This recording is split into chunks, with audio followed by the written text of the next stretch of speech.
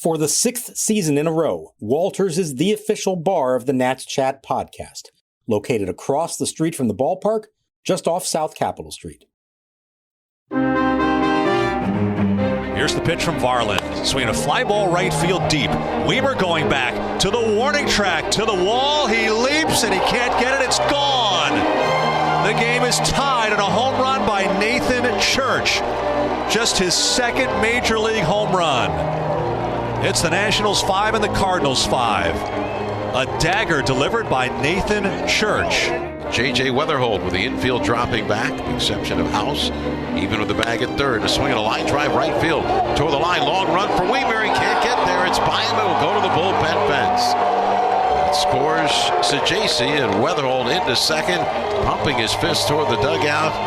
He has doubled to drive in an insurance run for the Cardinals, their second run of the 10th inning.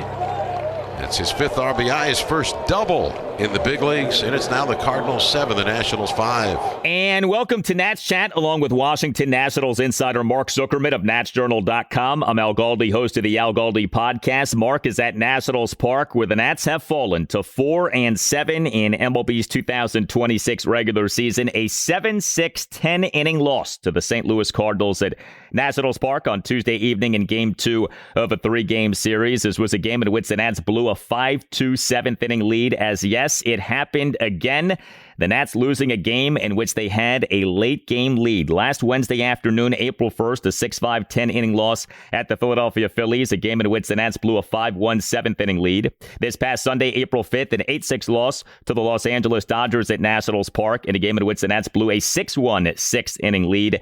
And now, what happened on Tuesday evening. This installment of Nats Chat is brought to us by Table to Mat, which you can count on for all of your nutrition and personal training needs. Table to Mat offers virtual and in-person nutrition services and personal training to the DMV area. You can email Table to Mat directly through the website tabletomat.com. That's the word table, the number 2, MAT.com. You could call Table to Mat at 240-388-2206. The Nats over 11 games have a team OPS of 804 and have hit 16 home runs. The offense has been really good. The pitching has been really bad, especially the relief pitching. And the nature of Tuesday evening's game really was something. This was a game in which the Nats used 6 pitchers. They combined to issue 10 walks, a hit by pitch, and 2 wild pitches, in combining for a staggering 200 pitches. Here's all you need to know. The first 1, 2, 3 half of an inning was not until the bottom of the 8th. Your official game time, 3 hours and 23 minutes. Mark, quite the game from a pitching standpoint, especially for the Nats. Oh, I've got another stat for you, Al, that it's almost incomprehensible. The first 5 pitchers who took the mound for the Nationals in this game walked the very first batter they faced. That's Cade Cavalli plus the first 4 relievers who came in. The only one who didn't was Cole Henry, the last one. What did he do to the first batter he faced? Gave up the game-winning RBI double in extra innings. Not a single guy retired the first batter they faced. And as I said, the first 5 of them issued a leadoff walk to the very first batter. I feel like we've had this discussion before in previous years, but not ever to this extent. They could not find the plate. They kept putting themselves in trouble. It made that game drag like you wouldn't believe. And it's becoming this theme here where you're not really feeling safe. They can have a nice offensive night, but you're not feeling safe when you get to those late innings. And you don't really know who's going to be coming in out of that bullpen to pitch in innings of consequence. I wouldn't say anybody really has a role yet. Maybe Clayton Beeter is the closer or the right-handed closer. I'm not sure anybody else has a defined role at this point. I don't know if that's good or bad. We'll just say whoever Blake Butera is putting out there is dealing with the same issues, and I'm not sure how you go about now trying to figure out who you can trust and who you cannot trust. Well, the bullpen certainly is bad. I mean, we can absolutely say that. The numbers are frightening. Over 11 games, the Nats, in terms of their relief pitching, ERA of 6.39, whip of 174, 14 home runs allowed. The homers are the thing. These relief pitchers are giving up home runs at quite the rate. You look at what happened in this game. So the Nats in this game, 5 Nats relievers combined to allow 5 runs, 4 earned in 5 1/3 innings. Paxton Schultz, he somehow officially tossed a scoreless inning despite facing 6 batters and recording just 3 outs. He issued a walk, a hit by pitch, and a wild pitch and gave up a single. He threw 26 pitches, just 13 strikes versus 13 balls, but again, officially a scoreless inning. The Nats on Tuesday afternoon announced having returned Schultz from his minor league rehab assignment and having reinstated him from the 15-day injured list. He had been on that retroactively since March 22nd due to right elbow inflammation.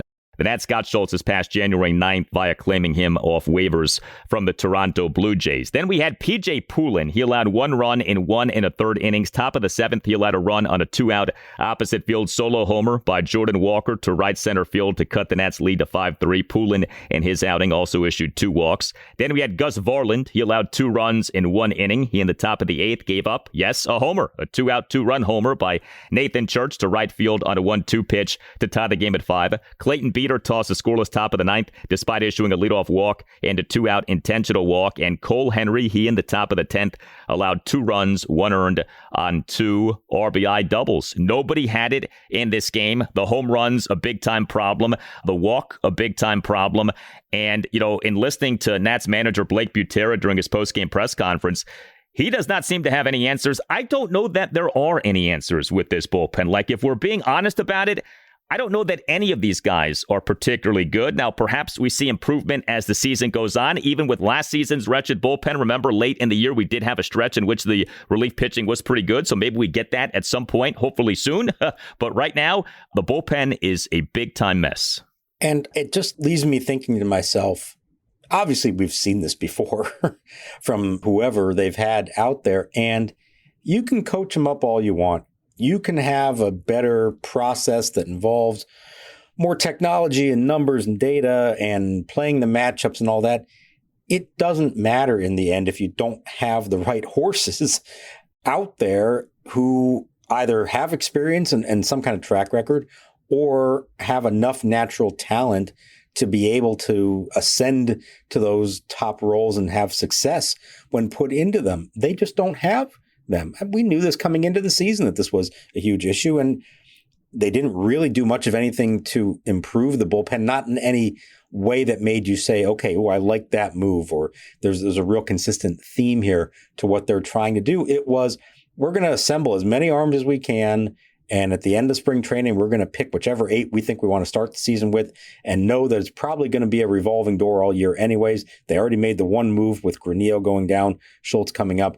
There's nobody in that group that you can look at and say, I'm excited about him. He's got a track record, or he's got such a high ceiling that I'm really excited about it. Maybe Jose A. Ferrer could have been that guy. They chose to trade him to the Mariners. Now, I get it. They got a top catching prospect in Harry Ford. And generally speaking, anytime you have the ability to trade a reliever for a potential everyday catcher who's going to be a big part of this team in the long run, you make that trade. But we knew at the time that that was leaving them with hardly anything in the bullpen that you could count on. And they didn't exactly go out and address that in any kind of meaningful way. So am I surprised this is where we are 11 games in? No, I'm not surprised at all.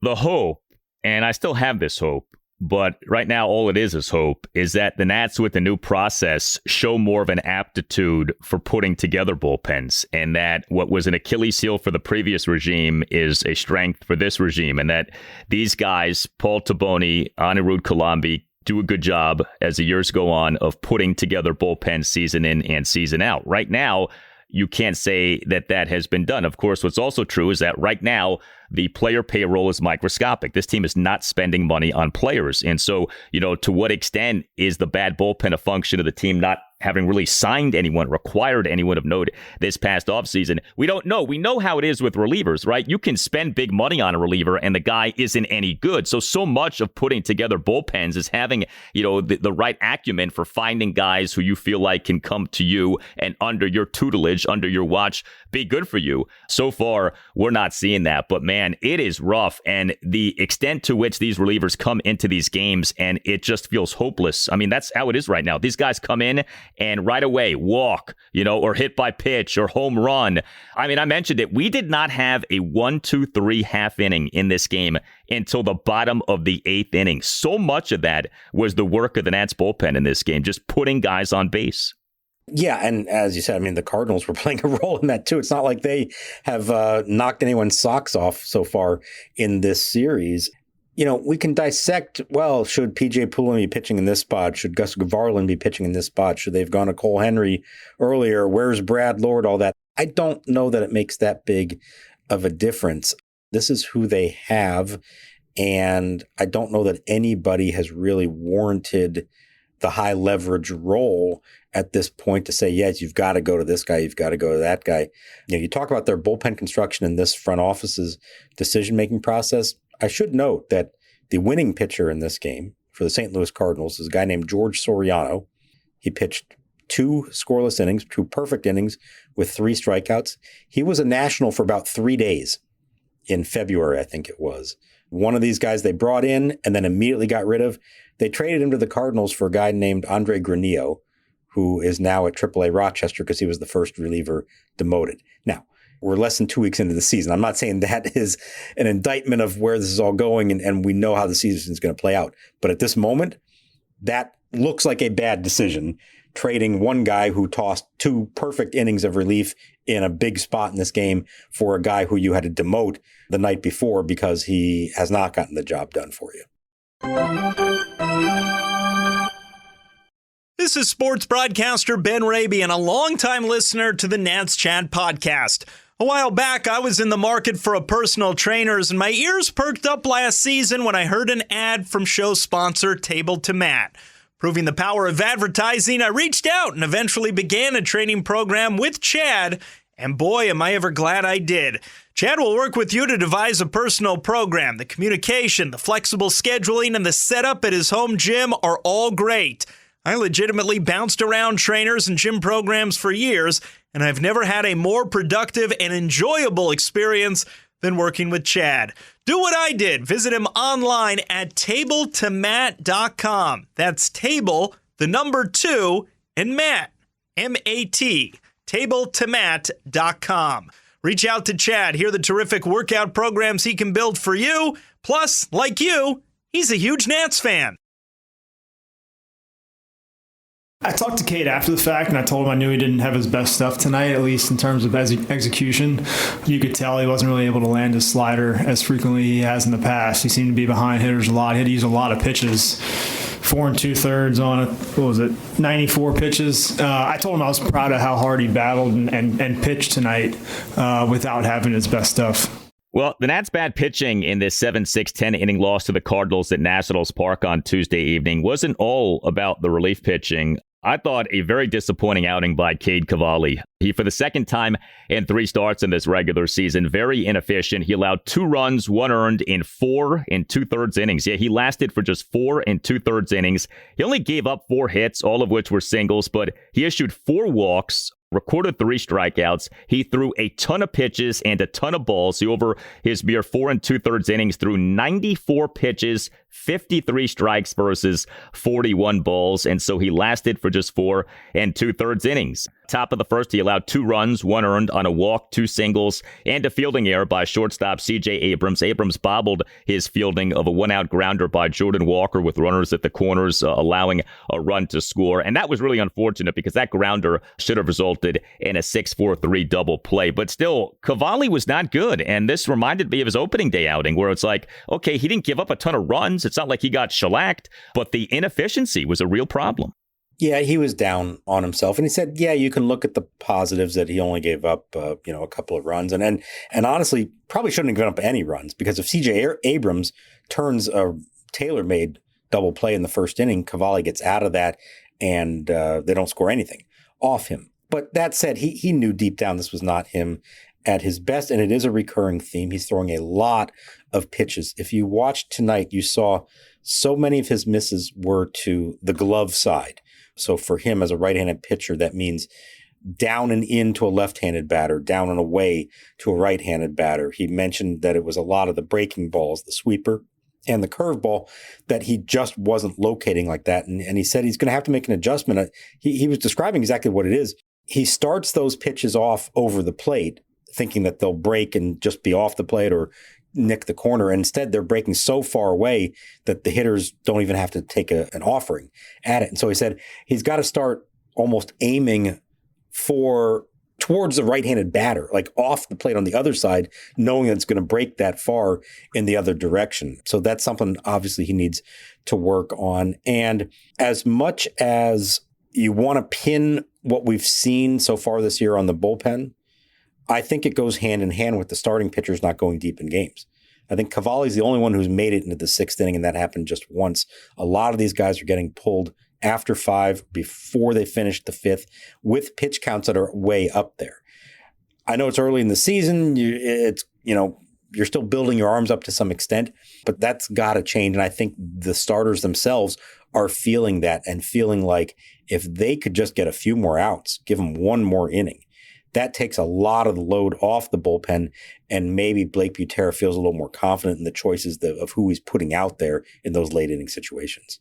Or at least when you're not doing well, you still can eat up, say, 5 innings. There have been some short outings by Nats starting pitchers, which have really taxed this bullpen. And, we're seeing Blake Butera game in, game out use 3, 4, 5 relievers. I mentioned this the other day. The Nats have an off day on Thursday and then don't have another one for quite some time. So, the bullpen taxation here figures to only be going up in the coming days. It's a real shame what's happening with the Nats from a pitching standpoint right now, because the offense has been wonderful. And, if you are one of those Nats fans who is not that invested in the outcomes of games, right now you feel great about what is happening offensively. James Wood has gotten hot.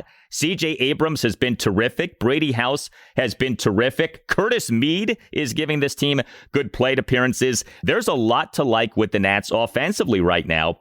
Another good game on Tuesday evening. 6 runs, 10 hits, which were 2 home runs and 8 singles, 4 walks, 3 for 13 with runners in scoring position, 5 for 5 on stolen bases. The Nats were running like crazy in this game. James Wood homered again. He now has homered in each of the Nats' last 3 games. He has the Nats starting left fielder and number 1 batter, 2 for 4 with a solo homer, a single, and a walk. And he had a stolen base. Wood in the Nats' 1-run third, a leadoff opposite field home run to left center field on a 1-2 pitch to tie the game at 2. All of a sudden, James Wood has an OPS of 820. Just like that, he's gone from having a bad start to now you have to say, oh, he's having a good start. His OPS is 820, 11 games in.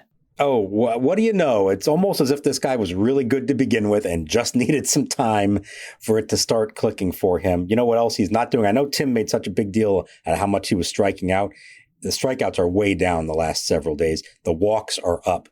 So he's doing those really good James Wood things, which is when he hits the ball, he's hitting it extremely hard and hitting it in the air. And when he doesn't, he's taking pitches off the plate, working counts, and drawing his walks. He even stole a base in this game. James Wood is going to be just fine, everybody. Yeah, he may be streaky at times. Strikeouts are going to be a part of his game to some extent, but he's making better swing decisions. And when he is hitting the ball, he is hitting it with some major authority right now. Well, he told Blake Butera the other day that he, as in Wood, felt like he was close. And James Wood was right about that. He was close, and now he has arrived at the destination. And the destination is him tattooing pitches these days. C.J. Abrams, another good game for him. He is the Nats starting shortstop and number 6 batter, 2 for 4 with an RBI single, another single, and a walk. Also, he went 2 for 2 on stolen bases. Now, that aforementioned run-scoring fielding error was bad, but Abrams and the Nats 2-run 5th, a 2-out first pitch RBI single into right field for a 4-2 Nats lead, and he had to steal a second base. Abrams for this regular season now OPS of 1,028. I mentioned Curtis Mead, the Aussie. He is the Nats starting first baseman and number 2 batter. We've joked about the revolving door in terms of that number 2 spot in Nats lineup. So here we had Curtis Mead in this game on Tuesday evening in the 2 spot. He went 3 for 4 with a solo homer, an RBI single, and another single, and he had a stolen base. ace. Mead in the Nats 2-run fifth, a 1-out solo homer to left center field to put the Nats up 3-2. Mead in the Nats 1-run sixth, a 2-out RBI single up the middle for a 5-2 Nats lead. The Nats essentially have Curtis Mead right now over Andres Chaparro. The Nats got Mead via trade and then optioned Chaparro to AAA Rochester. Curtis Mead has an OPS of 1,079. Limited playing time, I get that, but when he has played, he has produced. Well, and this is going to be the plan. They want him to play against left-handed pitchers. You saw as good of a night as he had when they got to the ninth inning and there was a right-hander on the mound. They went to Luis Garcia as the pinch hitter. So they're going to play the matchup straight up righty-lefty for those guys at first base. They believe he can hit lefties. What we've seen so far suggests that he can. This was easily his best game that he's had in that regard. The home run, a nice authoritative swing from him. He said that one felt good. This is a guy who's bounced around a little bit. He was a top prospect a while back with the Rays. He's kind of had a little bit of a journey since then. He still feels like the Nationals still feel like he can be a really productive big league hitter. The question is going to be, can he do that consistently? And can he bring enough value to you defensively, whether it's at first base, sometimes at third, that he can be a little more complete player? Defensively, it has been shaky so far, like it has been with all of their first basemen so far. But as a right-handed bat, when you match him up against lefties, so far, so good. And this was a nice indication of what he can be for you. You mentioned Luis Garcia Jr. How about his deep fly out to begin the bottom of the ninth, game tied at 5? I got to tell you, I thought that was a walk-off homer. I thought we were going night-night at that point with Garcia being the hero, but unfortunately, that was not to be. And it was his kind of pitch. We just talked the other night about how he loves high fastballs. It was 97 up in the zone. I think he got jammed just the tiniest little bit, and the ball didn't carry. It was a very cold night. The ball was not carrying at Nationals Park. Maybe over the summer that one leaves the yard. On this night, it didn't. I think he had a split second after he hit it where he thought he had gotten it too. You know, what they have done offensively has made you believe that even when the bullpen is what it is, and even when they give up a lead, you still do feel like there's a good chance they're going to come back late in the game and score runs and finish it off, especially at home when you have the last at bat. And so it really wasn't until this game was fully over that you conceded that no, they were going to lose it. That's a nice feeling to have. You wish they weren't in that position so much where you had to rely on the lineup late in games to make up for the bullpen struggles. But it beats the alternative of having a lineup that you have no faith in, and as soon as you're trailing, you feel like the game is over. The only at bat I didn't really like, C.J. Abrams has done very well so far offensively, and this was another good game for him. I did not like his at bat in the 10th inning. Okay, they're down 2. The leadoff hitter, Jorge Bibas, draws the walk. You now have 2 on with nobody out. Tying runners are on base. Abrams represents the winning run. And he swung like he was trying to be the winning run. He took 3 big cuts, struck out on 3 pitches. I understand, tough spot. He's been good overall. I would have loved in that situation just to see him focus more on trying to get one of the runners in than trying to drive in all 3 and win the game, keep the line moving, maybe start a more sustained rally. We've had this discussion a few times in the last few years. The automatic runner and extra bases, the Nationals have never been good in these situations. They frequently give up the automatic runner to the opposition, and they frequently can't score their own guy. And I thought that at bat by Abrams was kind of a little bit of example of, I think they get a little too home run happy in those situations instead of just trying to get that guy home and keep the inning going.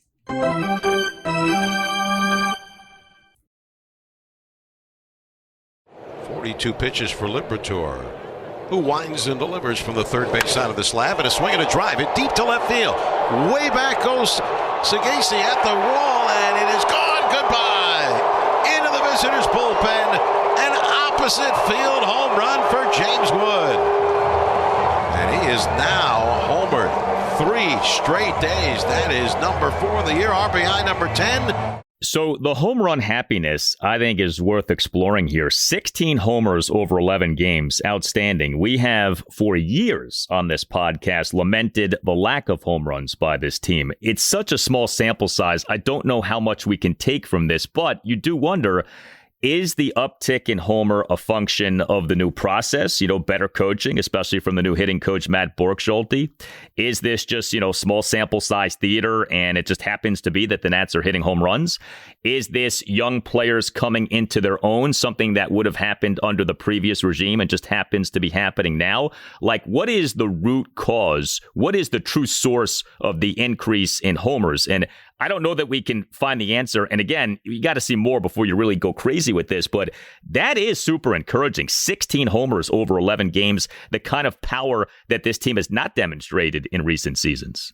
Sure. And I think it's probably a combination of all those things you just mentioned. I mean, James Wood and CJ Abrams are going to hit home runs no matter who's coaching them. And we know that CJ has been prone to get off the hot starts in April anyways. So that part's not surprising. Of course, what James Wood can do. But you look at a guy like Brady House and can say, whether it's the coaching or just his own work that he's put in, he does look like a different hitter. He's laying off the pitches out of the zone and doing damage on the pitches in the zone. So that's whether that's a natural progression for a young hitter or whether that's something that this new staff has been able to coax out of him.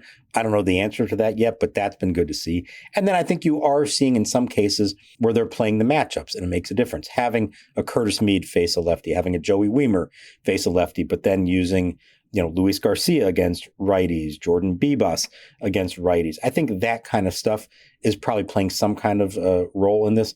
It's been great to see, especially early in the year. They've played in some cold weather games so far and still hitting for power. That's all very nice. And I don't want to take away anything from that. I think there's also a time and a place for it. As I said, in that 10th inning, I think the power stroke takes a back seat in that moment to contact or just, good solid contact and trying to get a runner home when you desperately need it in the extra innings. Few other notes on the offense. Dalen Lyle, he is the Nats starting DH and number 4 batter. 1 for 4 with an RBI single and a walk. Lyle in the Nats 1-run first, a 1-out first pitch RBI single to center field to cut the Nats deficit to 2-1. And I wanted to mention our guy Nasim Nunez. He again was the Nats starting second baseman, was in the number 8 spot in the lineup. 0 for 4, but drew a walk and had another stolen base. Nunez in the bottom of the second drew a 2-out walk and had a steal of second base. Nunez now is 7 for 7 on stolen bases. And how about the Nats as a team? A supremely efficient 14 for 16 on stolen bases. I asked you a few episodes ago, do you think the Nats will continue to be aggressive in terms of the stolen base, or do you think that changes with the new regime?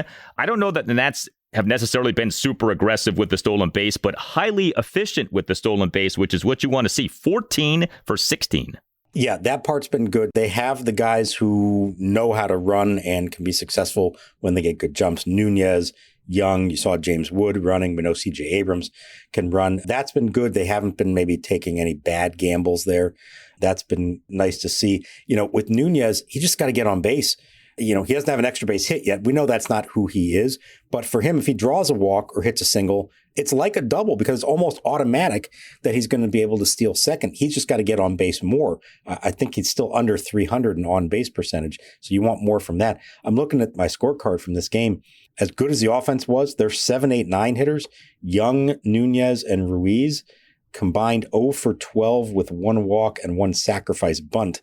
You do need a little more than that. And that it does kind of remind you that they have some high upside hitters in their lineup. They still have several guys who are defense first, Young and Nunez in particular.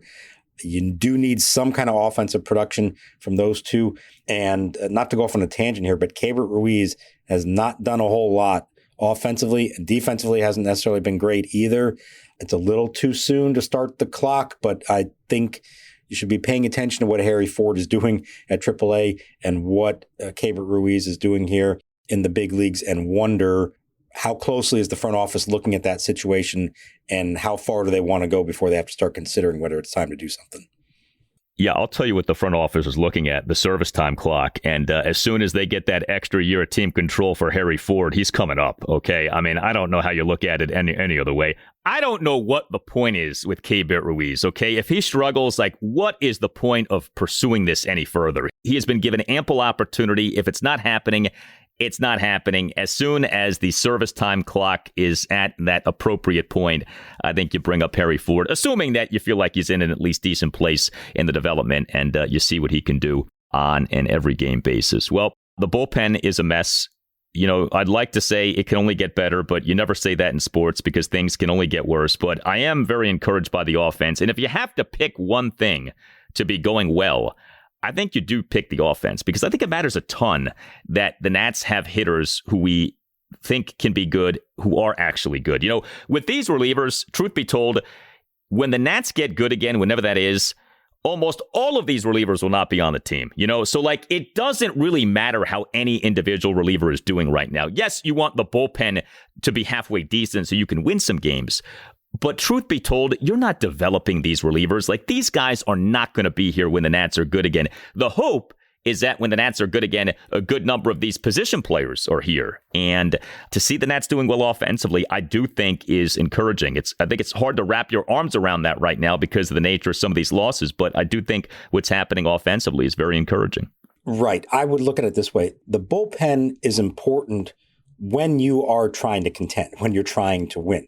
We know that's not where the Nationals are at this point. And so as agonizing as it is, as frustrating as it is, I don't know that having a good bullpen while you're still at this stage of the new rebuild is all that helpful or all that important. The bullpen is kind of the last piece of the puzzle.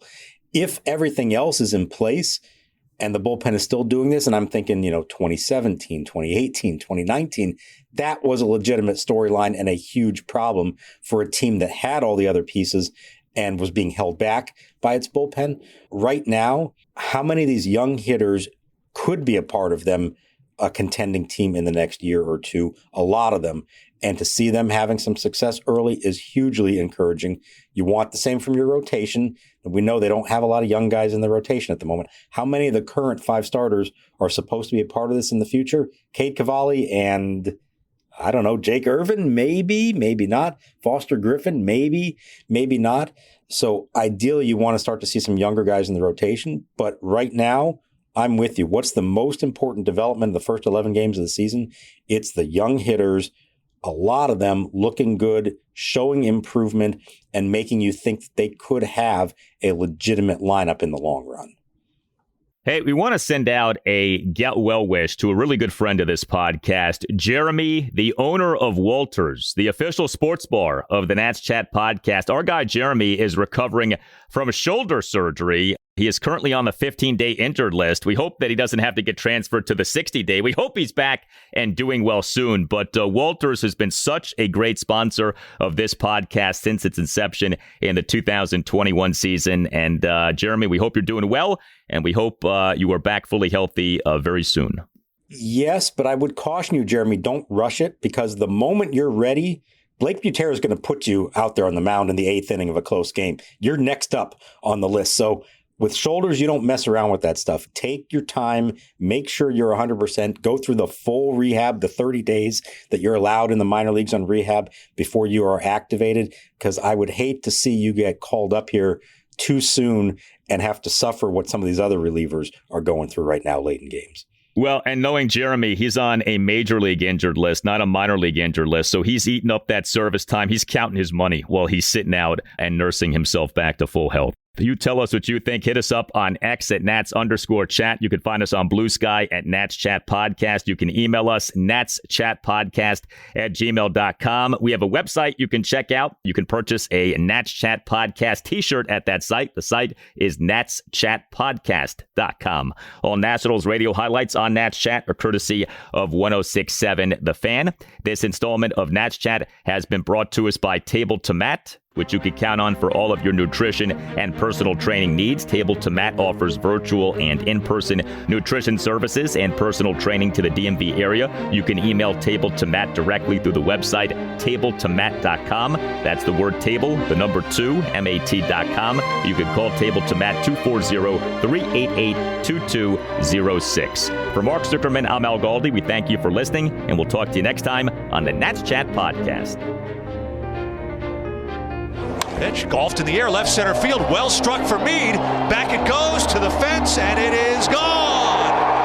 Into the first row of the red seats, caught by a fan there, and the Nationals have the lead for the first time tonight. 3-2. Curtis Mead's first homer as a National, a golfing shot out in the left center field seats.